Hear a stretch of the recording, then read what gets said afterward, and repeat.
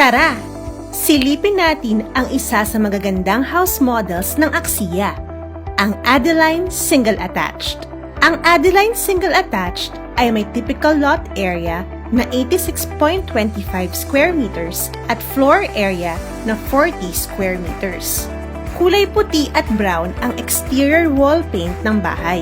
Ang main door ay gawa sa bakal para mas matibay. May stone cladding design sa harapan at firewall sa gilid ng bahay. Ang pundasyon ng bahay ay gawa sa reinforced concrete. Ang bubong naman ay pre-painted rib-type roofing na may extended roof eaves para mas malawak ang shade at protection mula sa ulan. Kung ventilation naman ang pag-uusapan, may mga malalaking powder-coated aluminum sliding glass windows na nakapaligid sa buong bahay. Napakalawak ng lote ng Adeline. Nasa sa iyo kung paano mo mapapaganda o mapapalawak ang bahay mo. Pwede mong lagyan ng garden o gamitin ang lote para ipa-extend ang iyong unit. Pagpasok ng bahay, bubungad sa iyo ang malaking area para sa living, dining, bedroom, at kitchen.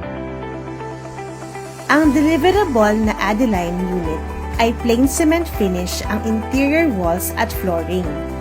Walang ceiling at makikita sa taas ang roof framing. Meron na ring mga nakaabang na flexible wirings para sa mga ikakabit na ilaw. Nasa sa iyo na kung paano mo papagandahin ang iyong bahay.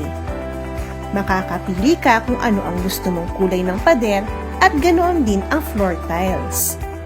Pwedeng-pwede mo palagyan ng partition para mahiwalay ang bed area.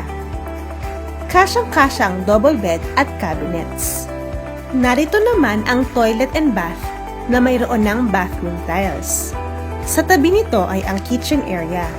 Makikita ang kitchen countertop na may ceramic glazed tiles at may abang na rin sa ilalim kung magpapagawa ng kitchen cabinet. Sa tabi ng kitchen ay ang service door na gawa rin sa bakal patungo sa service area. Ang service area ay pwedeng gawing extension ng kitchen o di kaya laundry area. O di ba? Ang ganda talaga ng Adeline. Ito na ang bahay na para sa'yo. Kaya ano pang hinihintay mo? Mag-inquire na.